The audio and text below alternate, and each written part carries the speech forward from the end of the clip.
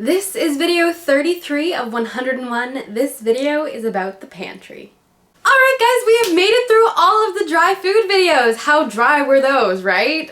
Totally kidding. I think spices, sauces, all that stuff. Pretty awesome how there's so much nutrients and flavor that can be packed into such ordinary things. So now we're going to talk about the actual pantry, and this is just a nice sum up video of all the dry foods that we've just been talking about, on how you can combine them into different varieties, on how you store them in your pantry, and just kind of the pantry itself. Because your pantry is where you're going to be stocking up, you know? Like, you're going to go to the grocery store and get your fresh foods, but your pantry is kind of the base of your cooking. A good pantry can lead to some awesome cooking experiences and cooking experiments when you're getting creative. In a perfect world, your pantry is completely all bulk foods in their own storage containers rather than a whole bunch of boxes and packages and stuff like that. So kinds of things that you're gonna have in your pantry. You're obviously gonna have snacks, because who doesn't have snacks? And by that I mean like those pre-packaged boxes of granola bars and chips and that kind of stuff. Like, I recommend to not have those, but inevitably you're probably going to anyways. As well, you're going to also have your bulk storage of your dried grains, dried legumes, your nuts and your seeds. You're going to have your spices and your sauces in there. Typically spreads and dips are usually kept in the fridge, but I like to just kind of combine them into this video because they're relevant in the same thing. But typically dips and spreads are kept in the fridge just because they're very fresh, so you don't want those to spoil. As well, you're going to have baking stuff like flours and sweeteners and specialty ingredients. You're going to have teas and coffees, and of course your cans of soup and other various things. Like I said in the legumes video, I don't typically recommend buying pre-soaked legumes just because you don't really know what they can be soaking in. In a pinch, if you have to buy the pre-soaked ones, I recommend the organic because they're only going to be soaked in the water. Otherwise, I'd say just buy them ahead of time to soak them because you're going to save a lot of money. It does require a little bit of planning ahead, but that's what meal planning is for. So this definitely sounds like a lot of stuff, and you're not going to be going out and buying it all at once at Whole Foods because that would probably cost a couple $100, not gonna lie. What you're going to be doing is stocking up on your absolute basics. So those are your dried grains, dried legumes, and maybe a couple cans of soup and spices and sauces. That's probably what your basics is going to be. Once you start getting into baking, then you can start getting into those flours and sweeteners and the specialty ingredients. When you start getting into more cooking, you can start to expand and purchase more sauces at a time.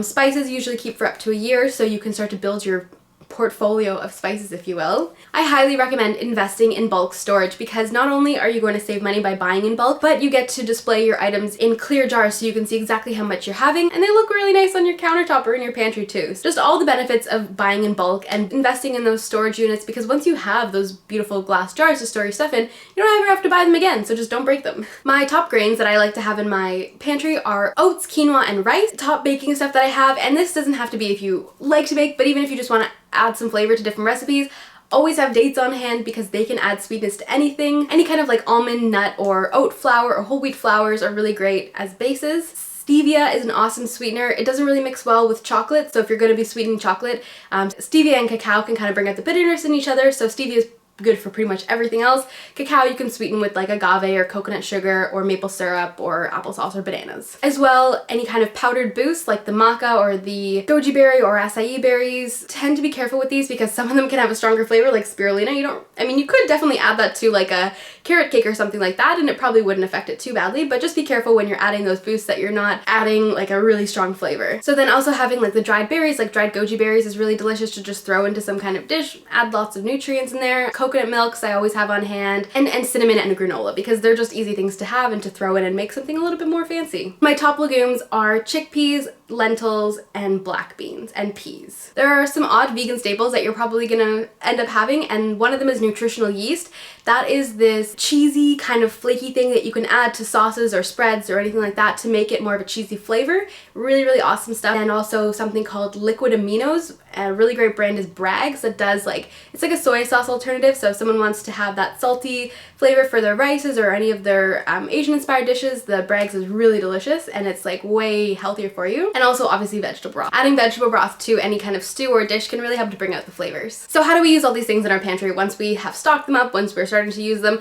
How do we use them? Baking is really awesome because it's not about just like making cakes every single day to indulge in. You can literally make like healthy muffins and healthy cookies for the week so that you have these really easy grab and go snacks that can fill you up and have lots of extra nutrients in them. I'm gonna link some really awesome recipes for these healthy muffins and cookies down below. For the rest of the ingredients, there are so many varieties of things you can do. Obviously your sauces you can add to pretty much anything. Same with dips and spreads, you can dip and spread pretty much anything. Will it dip? Will it spread? No, that's a bad joke, sorry. Grains are really awesome to either make as like a side dish or you can make them a main dish by adding some kind of sauce or spice and some chopped up vegetables to them.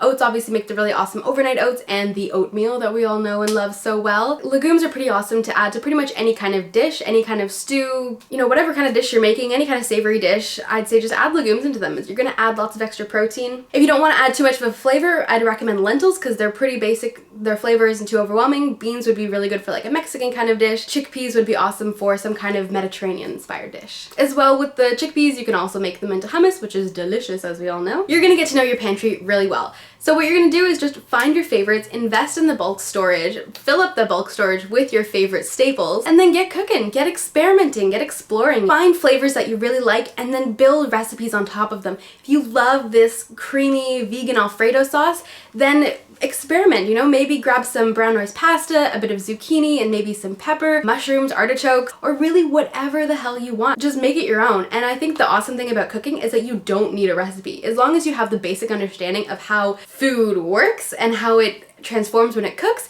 you can really kind of do whatever the hell you want. I don't think I've looked at a recipe in a very long time, I'm not gonna lie. You could literally just cook up some pasta, add pasta sauce, add some chopped up veggies and maybe a little bit of spice and some nutritional yeast. Done. That's a meal. Chop up some potatoes, throw in some vegetable broth, spices, and some lentils and just some frozen vegetables. Bam, meal. Grab some bread and put some spreads on top of it, chop up some veggies, sprinkle a little bit of spices, bam, snack. Cook some rice and cook some beans, put them together, add some spices, bam, meal. So the point is that there are so many varieties out there. You guys are gonna love exploring them. Go to your grocery store, go to some local markets, some local farmers markets. Next time you're at your friends or family's places, check out what they have in their pantry. Explore different options, ask them what they like, and then go to the store and buy the same thing and experiment and expand on that experience. Having a stocked pantry is an incredible way to save money on meals, to have more fun experimenting, and to uncover new flavors and recipes that you never even knew existed because they didn't exist until you just created them. These basics are easy to buy, easy to store, and easy to stock up on. I highly recommend investing in your pantry because it is going to give you